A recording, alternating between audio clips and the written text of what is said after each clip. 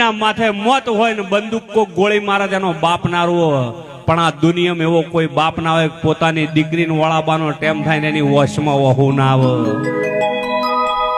ગમે એવો બાપ મજબૂત હોય પણ એ દાડે હારી જાય. અને તોય વસ્તી એમ કે ગાડી જાતી હોય કે એના બાપે શું આલ્યું છે. અલ્યા એના બાપે એક કલાકની દીકરી હતી ને 20 વર્ષની કરી, જેને પોતાના જીવના ઘોડે હાચવી, કાળજાનો ટુકડો, કોઈ દાડો એનું માથું ના દુખવા દીધું હોય એવી કરોડો રૂપિયાની તને દીકરી આલી છે. અને વસ્તી તો પુરગત જોવો છે કે એના બાપે તિજોરી આલી કે પલંગ આલ્યો. અલ્યા ભલા માણસ એના બાપે એના કાળજાનો કટકો આલ્યો છે.